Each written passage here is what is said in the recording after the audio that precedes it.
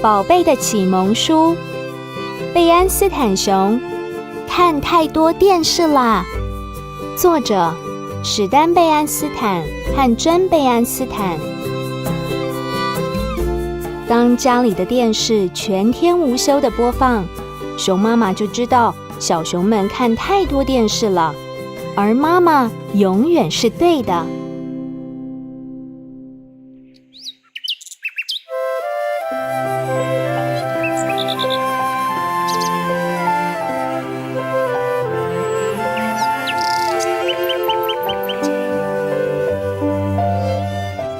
这是熊熊国里一个美好的春天，知更鸟在唱歌，鳟鱼在河里跳跃。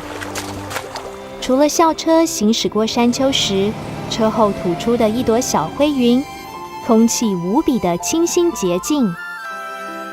熊妈妈在大树屋中准备着熊哥哥和熊妹妹的放学点心。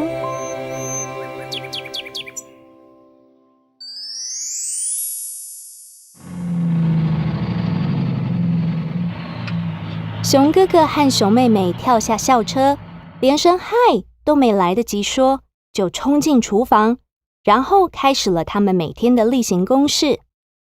拿了桌上的牛奶和饼干，冲进客厅，打开电视。真的，熊妈妈看着小熊们心想，这些小熊实在看太多电视了。之后熊爸爸从店里回到家，也加入熊哥哥和熊妹妹看电视的行列。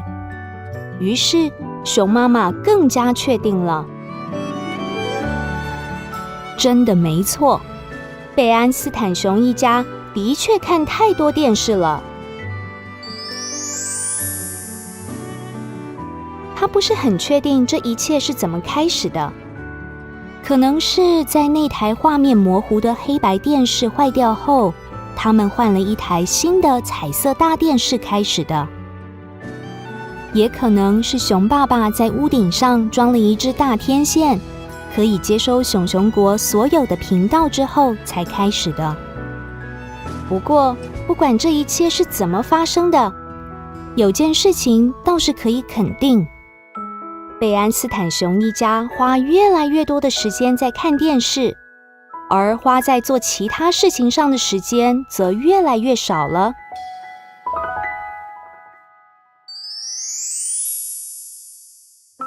以前贝安斯坦熊一家吃晚餐时，大家总是愉快热闹地说个不停。可是最近却完全不是这样，他们只是呆呆地坐着各吃各的。以前小熊们总爱在户外活动玩游戏，但现在哪里都不去了。现在他们只忙着看搞笑熊和小丑熊。那天晚上晚餐过后，当熊哥哥和熊妹妹又心急地跑去打开电视时，熊妈妈拦住了他们，然后说，我们最近看太多电视了。可是妈妈，熊哥哥说，搞笑熊就快开始了，我们会错过的。还有小丑熊，熊妹妹也接着说，那么你们只好错过了。熊妈妈坚决地说道。还有呢，她又说，你们最好适应一下这个状况，因为从现在开始，我们家一整个星期不准看电视。一整个星期没有电视？小熊们惊讶地说。可是妈妈，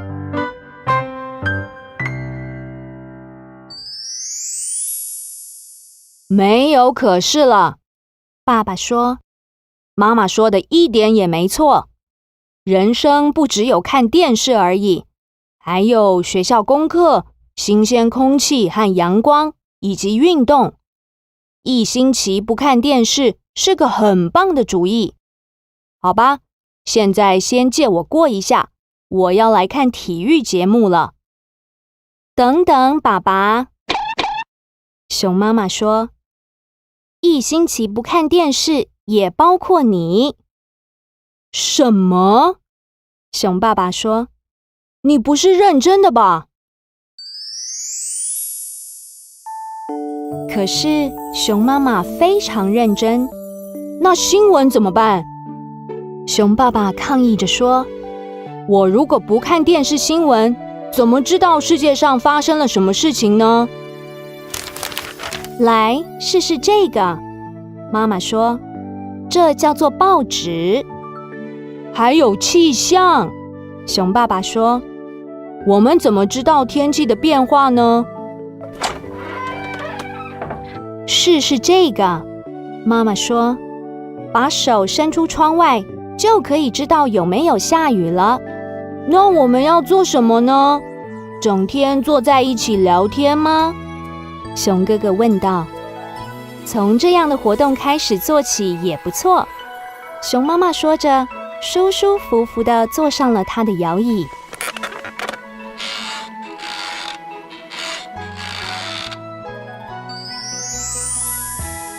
可是贝安斯坦熊一家已经好久没有坐下来聊天，他们已经忘记能聊些什么了。不过这倒也没关系，因为熊爸爸很快的就睡着了，而且还大声打起呼来，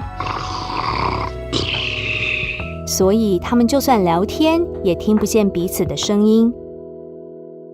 第二天放学后，小熊们眼巴巴地望着电视，可是妈妈不让他们留在家里，把他们赶出去玩了。熊哥哥的轮胎需要打气，熊妹妹的三轮车需要上油。虽然不看电视有点奇怪，可是再次骑脚踏车和三轮车其实也很有趣。那天晚上，小熊们开始写功课，可是有台电视坐在那里盯着他们瞧，写起来可真不容易。熊妹妹看到熊爸爸的报纸上有个广告，今晚的特别节目。哦，妈妈，她说，你看，特别节目。1星期不准看电视，就是1星期不准看电视。熊妈妈回答，而且大自然为我们准备了更棒的特别节目呢。我们现在要去坐在外面，看星星亮起来。看星星亮起来，熊妹妹抱怨说，我不确定我能不能承受这种刺激。熊哥哥说，但是当他们到了外面，坐在广阔的天空下时，贝安斯坦熊一家完全被迷住了。天空是那么辽阔，那么美丽，全家人仰望着天空。目前为止，一颗星星都还没出现。看，熊妹妹喊道，有东西在飞。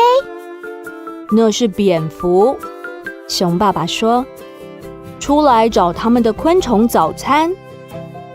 早餐？熊哥哥问。没错，熊爸爸回答，蝙蝠白天睡觉，所以晚上才是他们的早餐时间。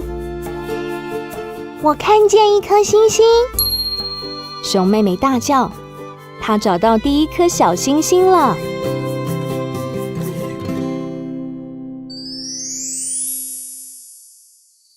很快的，更多星星出来了。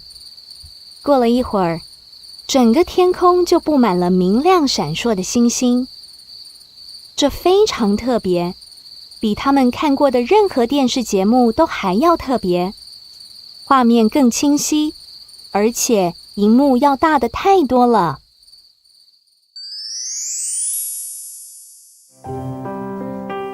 接下来几天，贝安斯坦熊一家忙着做各种有趣的事，有趣到他们几乎忘记了电视。他们到野外散步，看蝌蚪从蛋里面孵出来，看蜘蛛建造华丽巨大的蜘蛛网。他们到熊熊国百货公司去买东西，熊妹妹用她存的钱买了一个编织轴和几捆毛线，熊哥哥则买了一个魔术方块。不过，他们得随时盯着熊爸爸。当他们在百货公司时，小熊们逮到熊爸爸在电视卖场里偷看电视游戏节目。还有一次，熊爸爸半夜时下楼去偷看深夜电影，可是熊妈妈和小熊们及时阻止了他。